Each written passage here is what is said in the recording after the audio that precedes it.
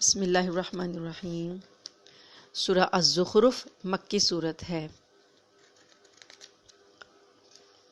اس صورت کا موضوع جو ہے وہ مرکزی موضوع مشرکین مکہ کی تردید ہے، اور ان کا یہ عقیدہ بھی بیان کیا گیا، خاص طور پر جو کہتے تھے کہ فرشتے اللہ کی بیٹیاں ہیں، اور اس کے بعد وہ اپنے دین کو صحیح کہتے تھے، تو اللہ پاک نے ان کے دلائل سے رد کیا، اور اس کے بعد اللہ پاک نے حضرت ابراہیم علیہ السلام کا حوالہ دیا کہ اگر تمہیں اپنے باپ دادوں کے پیچھے چلنا ہی ہے تو حضرت ابراہیم علیہ السلام کی پیروی کیوں نہیں کرتے، وہ تو شرک سے کھلم کھلا بیزاری کا اعلان فرماتے تھے۔ اس کے بعد اللہ پاک نے ان لوگوں کی اس بات کو واضح کیا کہ یہ دنیاوی مال اور دولت کا انسان کے تقدس اور اللہ تعالیٰ کے تقرب سے کوئی تعلق نہیں ہے۔ اللہ تعالیٰ کافروں کو بھی سونا چاندی اور دنیا بھر کی دولت دے سکتا ہے، لیکن اس سے یہ لازم نہیں آتا کہ وہ اللہ تعالیٰ کے مقرب بھی ہوں۔ تو اللہ کے نزدیک اس مال و دولت کی کوئی حیثیت نہیں ہے۔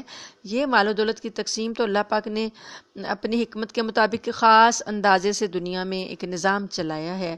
اس کے بعد اللہ پاک نے فرعون کا تذکرہ کیا، حضرت موسیٰ علیہ السلام کا اور حضرت عیسیٰ علیہ السلام کا، اور بعد میں ان کی حیثیت حضرت عیسیٰ کی بتائی کہ وہ اللہ کے ایک نبی ہیں، رسول ہیں، اور اس سے زیادہ وہ نہیں ہے کہ ان کی عبادت کی جائے۔ اور زخرف جو ہے اصل میں عربی زبان میں سونے کو کہتے ہیں۔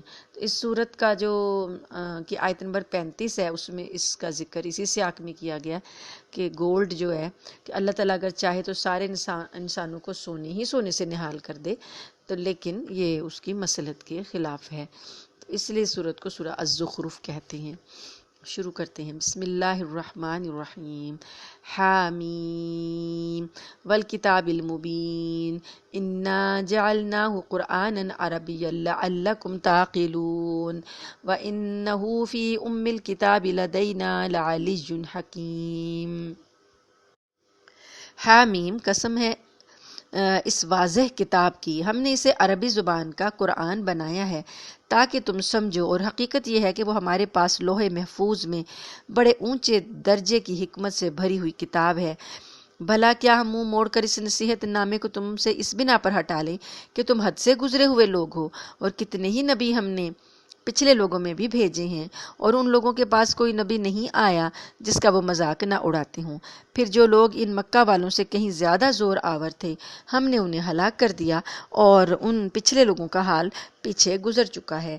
اور اگر تم ان مشرکوں سے پوچھو کہ سارے آسمان اور زمین کس نے پیدا کیے ہیں، تو وہ ضرور یہی کہیں گے کہ انہیں اس ذات نے پیدا کیا ہے جو اقتدار کی بھی مالک ہے، علم کی بھی مالک۔ یہ وہ ذات ہے جس نے تمہارے لیے زمین کو بچھونا بنایا اور اس میں تمہارے لیے راستے بنائے تاکہ تم منزل تک پہنچ سکو، اور جس نے آسمان سے ایک خاص اندازے سے پانی اتارا، پھر ہم نے اس کے ذریعے ایک مردہ علاقے کو نئی زندگی دے دی، اسی طرح تمہیں قبروں سے نکال کر نئی زندگی دی جائے گی۔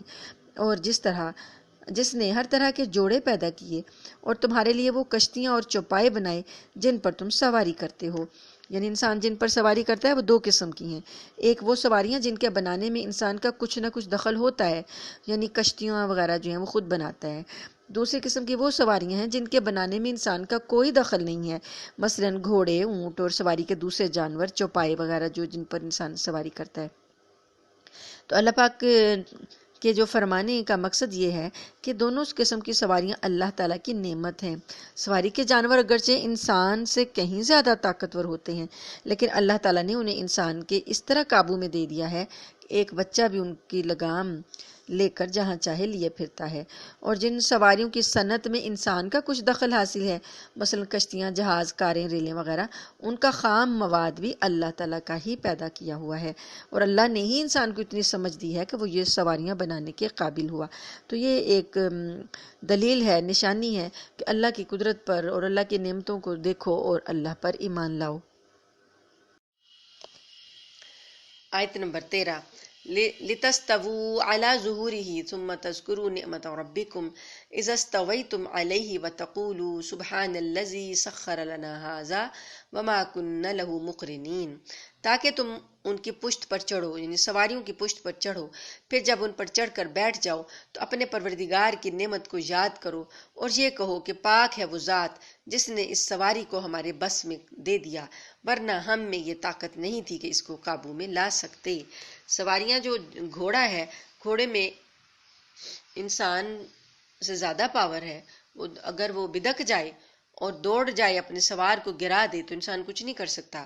اس طرح اونٹ ہیں، اسی طریقے سے جو بھی بیل وغیرہ ہیں جن کو کہ مسخر کر دیا اللہ پاک نے، یہ سب انسان سے زیادہ طاقتور ہیں، لیکن اللہ نے ان کو مسخر کر دیا اور انسان کے قابو میں دے دیا۔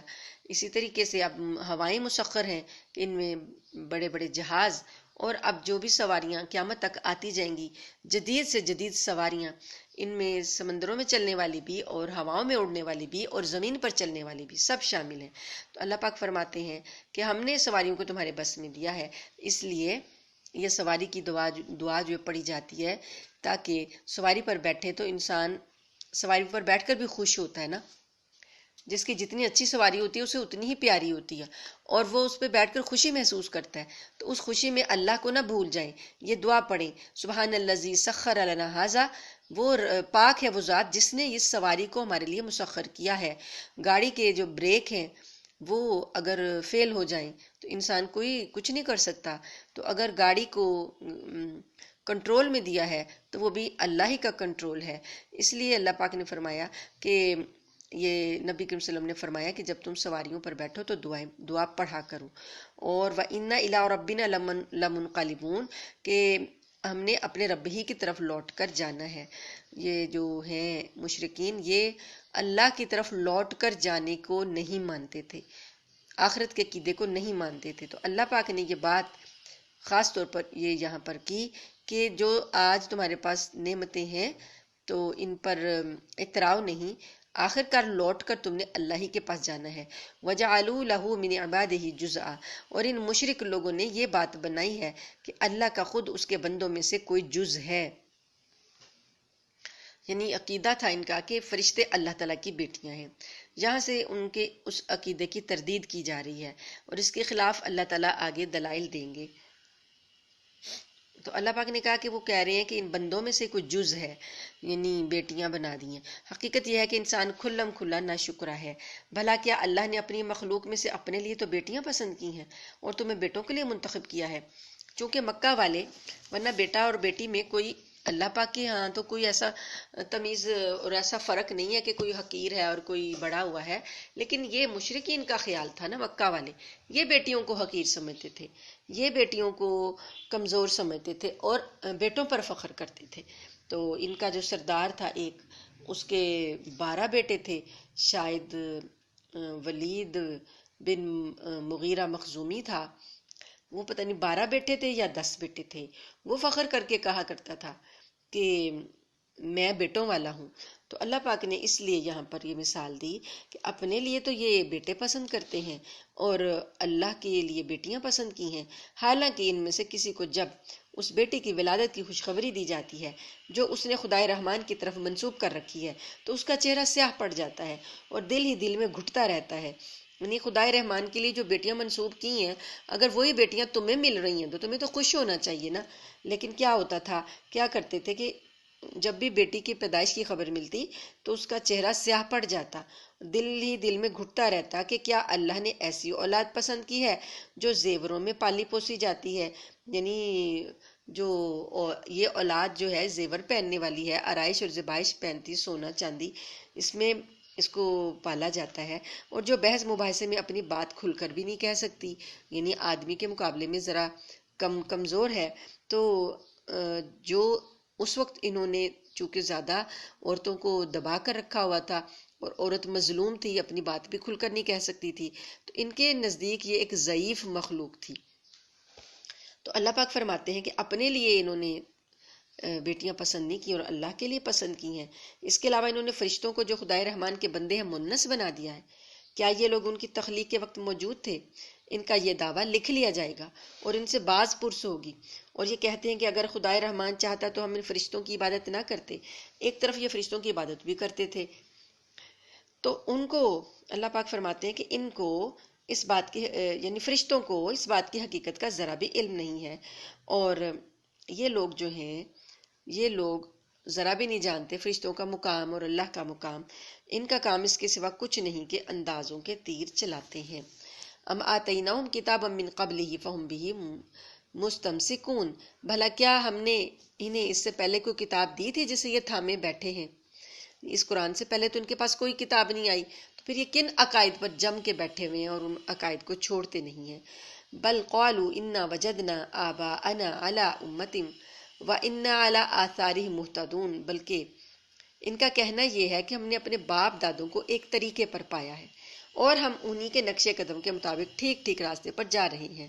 اور اے پیغمبر صلی اللہ علیہ وآلہ وسلم، ہم نے تم سے پہلے جب بھی کسی بستی میں کوئی خبردار کرنے والا پیغمبر بھیجا تو وہاں کے دولت مند لوگوں نے یہی کہا کہ ہم نے اپنے باپ دادوں کو ایک طریقے پر پایا ہے اور ہم انہی کے نقش قدم کے پیچھے چل رہے ہیں.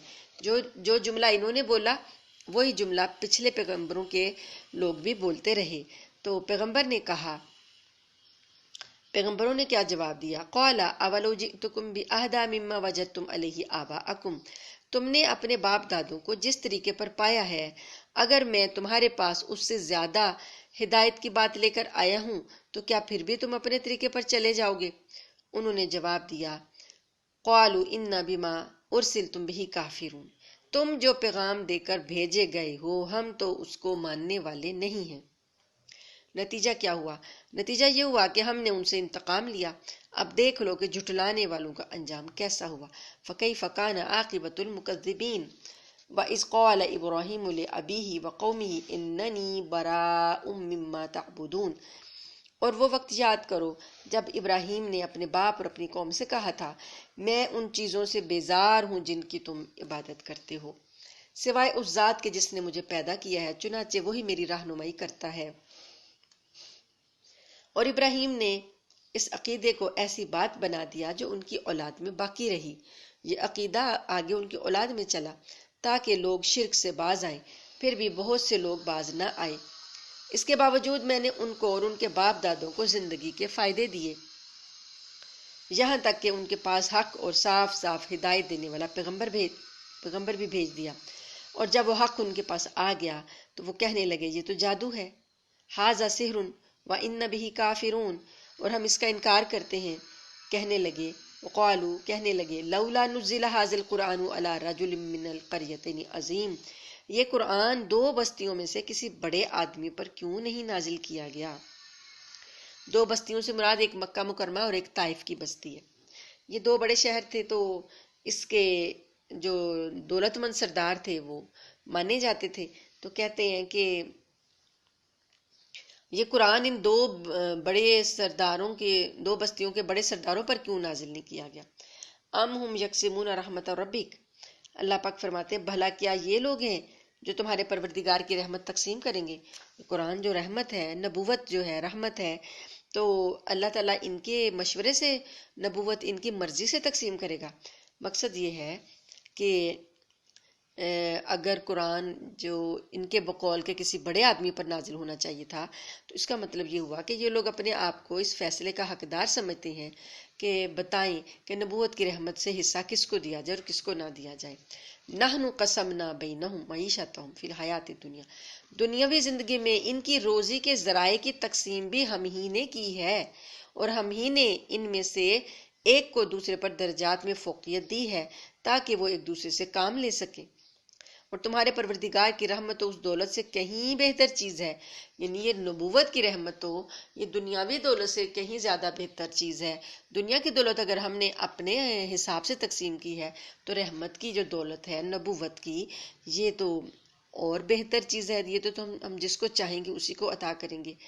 اور اگر یہ اندیشہ نہ ہوتا کہ تمام انسان ایک ہی طریقے کے یعنی کافر ہو جائیں گے تو جو لوگ خدائے رحمان کے منکر ہیں ہم ان کے لیے ان کے گھروں کی چھتیں بھی چاندی کی بنا دیتے، اور وہ سیڑھیاں بھی جن پر وہ چڑھتے ہیں، اور ان کے گھروں کے دروازے بھی، اور وہ تخت بھی جن پر وہ تکیہ لگا کر بیٹھے ہیں، وَزُخْرُفًا، بلکہ سونا ہی بنا دیتے. اللہ کے لیے مشکل نہیں تھا، لیکن اللہ تعالیٰ یہ کہہ رہے ہیں کہ یہ ہو سکتا تھا کہ یہ جتنے بھی کافر ہیں ان کے گھر سونے کے ہوتے، چاندی کی ہوتی، سیڑھیاں چاندی کی ہوتی، تو پھر سارے ہی لوگ کفر اختیار کر لیتے کہ ہم کافر ہوں گے تو ہمیں یہ سونا چاندی ملے گا۔ تو اللہ پاک فرماتے ہیں اگر یہ اندیشہ نہ ہوتا تو ہم ان کے گھروں کی چھتیں بھی اور ان کے گھر بھی سونے کے چاندی کے بنا دیتے۔ وَإِن كُلُّ ذَلِكَ لَمَّا مَتَاعُ الْحَيَاةِ الدُّنْيَا، حقیقت یہ ہے کہ یہ سب کچھ بھی نہیں، صرف دنیاوی زندگی کا سامان ہے، اور آخرت تمہارے پروردگار کے نزدیک پرہیزگاروں کے لیے ہے۔ اور جو شخص خدائے رحمان کے ذکر سے اندھا بن جائے، ہم اس پر ایک شیطان مسلط کر دیتے ہیں جو اس کا ساتھی بن جاتا ہے۔ ایسے شیاطین ان کو راستے سے روکتے رہتے ہیں اور وہ سمجھتے ہیں کہ ہم ٹھیک راستے پر ہیں۔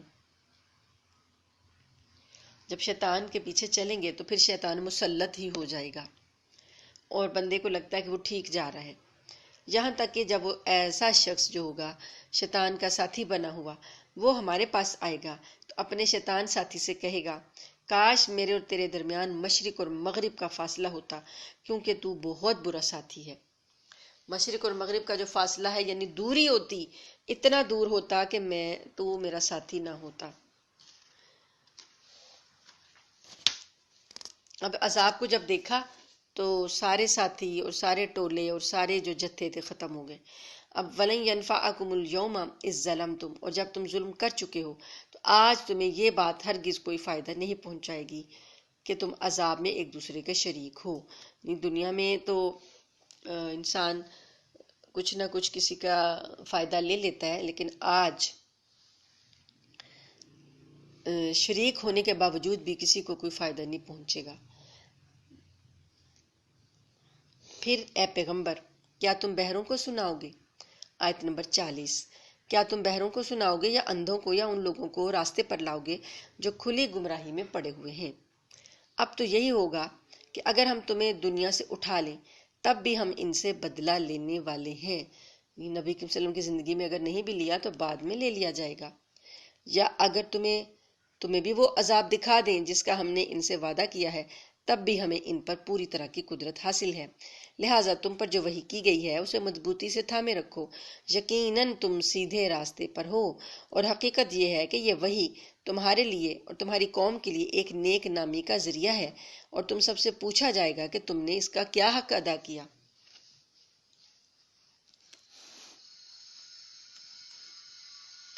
آیت نمبر 45۔ اور تم سے پہلے ہم نے اپنے جو پیغمبر بھیجے ہیں ان سے پوچھ لو کہ کیا ہم نے خدائے رحمان کے سوا کوئی اور معبود بھی مقرر کیے تھے جن کی عبادت کی جائے؟ یعنی جو آسمانی کتابیں قرآن، تورات اور انجیل اور زبور اور صحیفے وغیرہ اس وقت موجود ہیں، ان کے ماننے والوں سے پوچھ لو کہ کیا ہم نے کوئی ایسا اللہ کے ساتھ کوئی اور، خدائے رحمان کے ساتھ کوئی اور معبود مقرر کیا تھا جس کی عبادت کی جائے؟ اور ہم نے موسیٰ علیہ السلام کو اپنی نشانیاں دے کر فرعون اور اس کے سرداروں کے پاس بھیجا تھا۔ چنانچہ موسیٰ نے کہا کہ میں رب العالمین کا بھیجا ہوا پیغمبر ہوں۔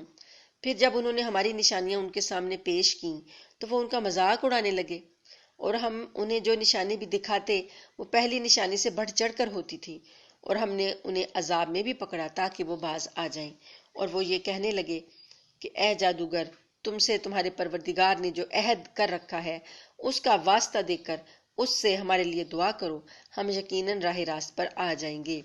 جب یہ ان کا مصر والوں پر بلائیں نازل ہوتی تھیں موسیٰ علیہ السلام کو نہ ماننے کی وجہ سے، تو جو اللہ نے نشانیاں پیش کی تھیں تو کیا تھا کہ یکے بعد دیگرے ان کو مختلف عذابوں میں مبتلا کیا گیا۔ سورہ اعراف میں ہم نے پڑھا ہے کہ جوؤں کا عذاب، ٹڈیوں کا عذاب، مینڈکوں کا، خون کا، تو اس طرح کے عذاب اللہ پاک نے ان کو دیے، قحط سالی دی۔ تو یہ موسیٰ علیہ السلام کے پاس آتے اور کہتے کہ اے جادوگر، یا ایھا الساحر، تم اپنے پروردگار سے کہو کہ یہ عذاب ہم سے ٹال دے، یہ مصیبت ہم سے ٹال دے، تو پھر ہم راہ راست پر آ جائیں گے۔ اللہ پاک جب بھی وعدہ پورا کرتے ان سے مصیبت ہٹا دیتے، یہ پھر وعدہ توڑ دیتے اور واپس مڑ جاتے۔ وَنَادَى فِرْعَوْنُ فِي قَوْمِهِ، فرعون نے اپنی قوم کے درمیان پکار کر کہا کہ اے میری قوم، کیا مصر کی سلطنت میرے قبضے میں نہیں ہے؟ چونکہ وہ اپنے آپ کو سجدہ کرواتا تھا اور اپنے آپ کو کہتا تھا انا ربکم الاعلی، میں تمہارا بڑا رب ہوں، تو لوگوں سے کہتا تھا کیا مصر کی سلطنت میرے قبضے میں نہیں ہے؟ اور دیکھو یہ دریا میرے نیچے بہہ رہی ہیں، یعنی میری سلطنت میں بہہ رہی ہیں، دریائے نیل جو اس کا مشہور دریا تھا، تو کیا تمہیں دکھائی نہیں دیتا؟ یعنی کہ میں ان سب پر دسترس رکھتا ہوں، تصرف رکھتا ہوں، تو اب میرے علاوہ کون خدا ہو سکتا ہے؟ تو یا پھر مانو کہ میں اس شخص سے کہیں بہتر ہوں جو بڑا حقیر قسم کا ہے، اور اپنی بات کھل کر کہنا بھی اس کے لیے مشکل ہے۔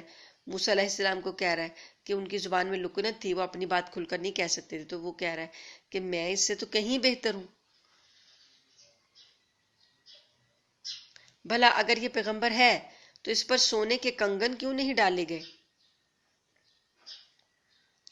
وہ پہنتا تھا نا سونے کے کنگن فرعون، تو کہتا ہے کہ اگر یہ پیغمبر ہے تو اس کو سونے کے کنگن کیوں نہیں پہنائے اس کے رب نے؟ یا پھر اس کے ساتھ فرشتے پرے باندھے ہوئے کیوں نہ آئے؟ اس طرح اس نے اپنی قوم کو بے وقوف بنایا اور انہوں نے اس کا کہا مان لیا، یعنی اس کی قوم نے فرعون کا کہا مان لیا۔ حقیقت یہ ہے کہ وہ سب گناہ گار لوگ تھے۔ چنانچہ جب انہوں نے ہمیں ناراض کر دیا تو ہم نے ان سے انتقام لیا اور ان سب کو غرق کر دیا، اور ہم نے انہیں ایک گئی گزری قوم اور بعد والوں کے لیے عبرت کا نمونہ بنا دیا۔ بلما ضرب ابن مریم مثلا، اور جب عیسیٰ ابن مریم کی مثال دی گئی تو تمہاری قوم کے لوگ یکا یک شور مچانے لگے۔ پہلے موسیٰ علیہ السلام کا تذکرہ کیا اور اب عیسیٰ علیہ السلام کا۔ عیسیٰ علیہ السلام کے نے جب آئے تو یہ لوگوں نے زبردست اعتراض کیے تھے نا، حضرت عیسیٰ کی تخلیق پر پیدائش سے ہی اعتراض کر رہے تھے۔ جب عیسیٰ علیہ السلام نے اس قوم کو اپنی بنی اسرائیل کو اپنی طرف دعوت دی اور اپنی انجیل کی طرف بلایا تو انہوں نے خوب شور کیا کہ یہ ہم ان کو نہیں مانیں گے۔ وَقَالُوا أَآلِهَتُنَا خَيْرٌ أَمْ هُوَ مَا ضَرَبُوهُ لَكَ إِلَّا جَدَلًا، اور انہوں نے یہ کہنے لگے کہ ہمارے معبود بہتر ہیں یا وہ؟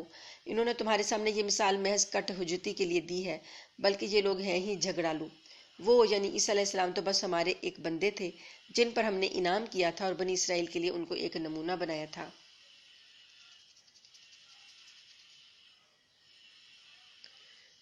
ایک اس آیت کا شان نزول یہ بھی ہے، اس میں یہ روایت بھی آئی ہے کہ کافر لوگوں میں سے کسی نے یہ کہا تھا کہ آن حضرت صلی اللہ علیہ وآلہ وسلم کسی وقت اپنے آپ کو اسی طرح خدا کا بیٹا قرار دیں گے جیسے عیسیٰ علیہ السلام کو خدا کا بیٹا قرار دیا تھا۔ تو اس پر دوسرے مشرکین نے اس کی تعریف میں خوشی سے شور مچا دیا، یعنی جس شخص نے یہ بات کی تو لوگ خوش ہوئے کہ اچھا اعتراض نکالا ہے، تو اس پر یہ آیت نازل ہوئی کہ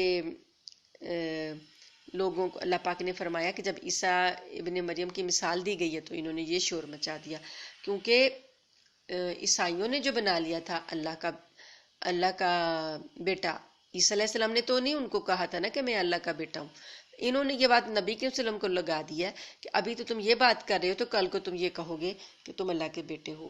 تو اللہ پاک فرماتے ہیں کہ یہ مثال جو ہے نا انہوں نے جو دی ہے صرف کٹ حجتی کے لیے دی ہے، بلکہ عیسیٰ علیہ السلام تو ہمارے ایک بندے تھے جن پر ہم نے انعام کیا تھا اور بنی اسرائیل کے لیے انہیں نمونہ بنایا تھا، اور اگر ہم چاہیں تو تم سے فرشتے پیدا کر دیں جو زمین میں ایک دوسرے کے جانشین بن کر رہا کریں۔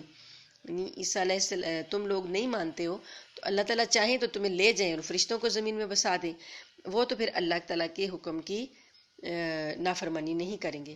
اور یقین رکھو کہ وہ یعنی عیسیٰ علیہ السلام قیامت کی ایک نشانی ہے، اس لیے تم اس میں شک نہ کرو اور میری بات مانو، یہی سیدھا راستہ ہے، اور ایسا ہرگز نہ ہونے پائے کہ شیطان تمہیں اس راستے سے روک دے، یقین جانو وہ تمہارا کھلا دشمن ہے۔ عیسیٰ علیہ السلام کو جو قیامت کی نشانی کہا، ایک تو پہلے وہ ان کا بغیر باپ کے پیدا ہونا ہی ایک نشانی ہے، اور قیامت میں تمام انسانوں کے دوبارہ زندہ ہونے کی ایک دلیل بھی ہے۔ کافر سمجھتے ہیں کہ کیسے اللہ زندہ کرے گا، تو اللہ پاک نے بغیر باپ کے جب حضرت عیسیٰ کو پیدا کر دیا تو قیامت کا لانا اس کے لیے کیا مشکل ہے۔ اور اس طرح اللہ تعالیٰ نے یہ بھی بتایا کہ قیامت کے قریب جب حضرت عیسیٰ علیہ السلام کا نزول ہوگا تب بھی وہ قیامت کی ایک نشانی پوری ہوگی، اور یہ علامات قیامت میں سے ہے کہ اللہ پاک ان کو قیامت کے قریب آسمان سے دنیا میں دوبارہ تشریف لائیں گے، اور ان کی تشریف آوری اس بات کی علامت ہوگی کہ قیامت قریب آ گئی ہے۔ وَلَمَّا جَاءَ عِيسَىٰ بِالْبَيِّنَاتِ قَالَ قَدْ جِئْتُكُم بِالْحِكْمَةِ وَلِأُبَيِّنَ لَكُم بَعْضَ الَّذِي تَخْتَلِفُونَ فِيهِ۔ اور جب عیسیٰ کھلی ہوئی نشانیاں لے کر آئے تھے علیہ السلام، تو انہوں نے لوگوں سے کہا تھا کہ میں تمہارے پاس دانائی کی بات لے کر آیا ہوں، اور اس لیے لایا ہوں کہ تمہارے سامنے کچھ وہ چیزیں واضح کر دوں جن میں تم اختلاف کرتے ہو، لہٰذا تم اللہ سے ڈرو اور میری بات مان لو۔ یقیناً اللہ ہی میرا بھی رب ہے اور تمہارا بھی رب ہے، اس لیے اسی کی عبادت کرو، یہی سیدھا راستہ ہے۔ پھر بھی ان میں سے کئی گروہوں نے اختلاف پیدا کیا، چنانچہ ان ظالموں کے لیے ایک دردناک دن کے عذاب کی وجہ سے بڑی خرابی ہوگی۔ یہ لوگ بس اس بات کا انتظار کر رہے ہیں کہ قیامت ان کے سامنے اچانک آ کھڑی ہو اور انہیں خبر بھی نہ ہو۔ اس دن تمام دوست ایک دوسرے کے دشمن بن جائیں گے، سوائے متقی لوگوں کے، جن سے کہا جائے گا کہ اے میرے بندو، آج تم پر نہ کوئی خوف طاری ہوگا نہ تم غمگین ہوگے۔ اے میرے وہ بندو جو ہماری آیتوں پر ایمان لائے تھے اور فرمانبردار رہے تھے، تم بھی اور تمہاری بیویاں بھی خوشی سے چمکتے چہروں کے ساتھ جنت میں داخل ہو جاؤ۔ اللہم اجعلنا منہم۔ ان کے آگے سونے کے پیالے اور گلاس گردش میں لائے جائیں گے، اور اس جنت میں ہر وہ چیز ہوگی جس کی دلوں کو خواہش ہوگی اور جس سے آنکھوں کو لذت حاصل ہوگی۔ ان سے کہا جائے گا کہ اس جنت میں تم ہمیشہ رہو گے، اور یہ وہ جنت ہے جس کا تمہیں اپنے اعمال کے بدلے میں وارث بنا دیا گیا ہے۔ اس میں تمہارے لیے خوب افراد کے ساتھ میوے ہیں جن میں سے تم کھاؤ گے، یعنی فراوانی عطا ہوگی وہاں پر۔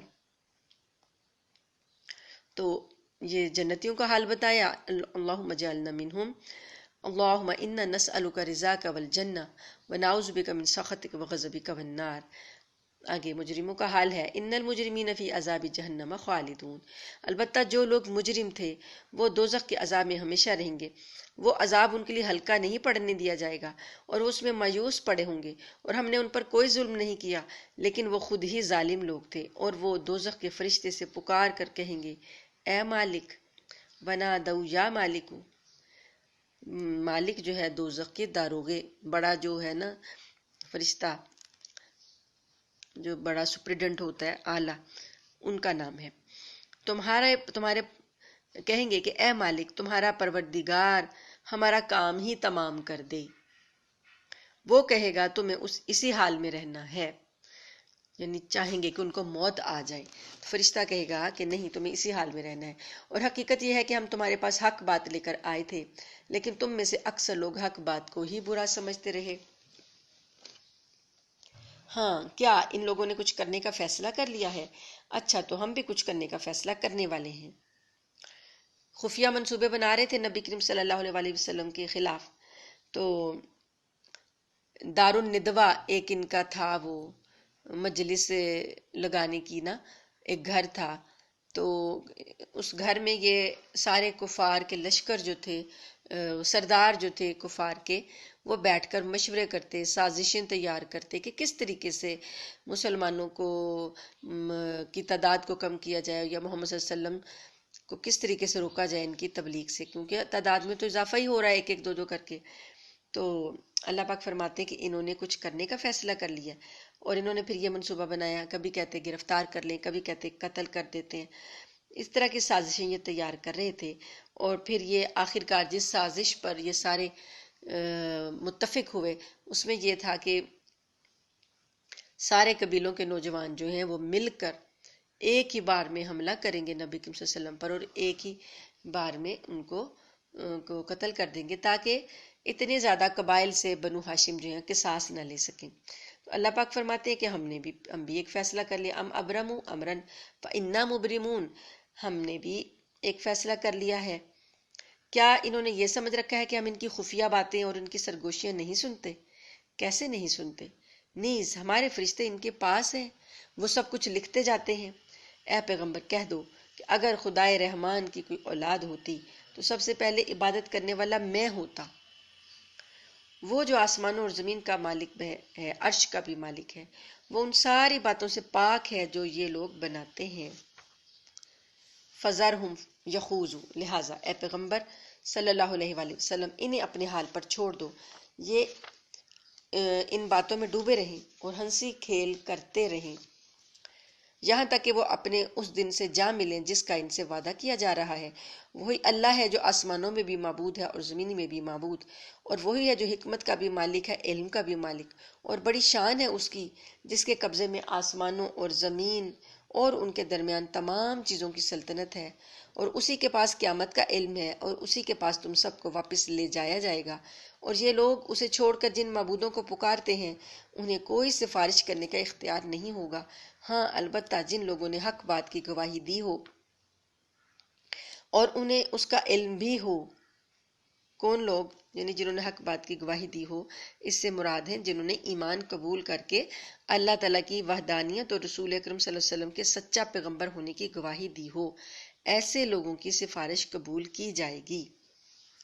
اور اگر تم ان لوگوں سے پوچھو کہ ان کو کس نے پیدا کیا ہے تو وہ ضرور یہی کہیں گے کہ اللہ نے، اس کے باوجود کوئی انہیں کہاں سے اوندا چلا دیتا ہے۔ یعنی یہ بات اگر جانتے ہیں کہ اللہ نے پیدا کیا، پھر کہاں سے کیسے یہ اوندے ہو جاتے ہیں، اور کون انہیں چلا دیتا ہے کہ یہ پھر اللہ کی وحدانیت کو مانتے نہیں، آخرت کو نہیں مانتے۔ اور اللہ کو پیغمبر کی اس بات کا بھی علم ہے کہ یا رب یہ ایسے لوگ ہیں جو ایمان نہیں لاتے۔ جب بھی کسی پیغمبر نے اپنی قوم سے جب بالکل زیادہ مایوس ہو گئے اور انہیں اندازہ ہو گیا کہ اب قوم ایمان نہیں لائے گی، تو اللہ سے انہوں نے دعا کر دیتے تھے کہ اے اللہ اس قوم پر تو ہم نے بہت محنت کی ہے لیکن یہ ایمان نہیں لا رہے، تو پھر کیا ہوتا تھا؟ پھر عذاب کا فیصلہ ہو جاتا تھا۔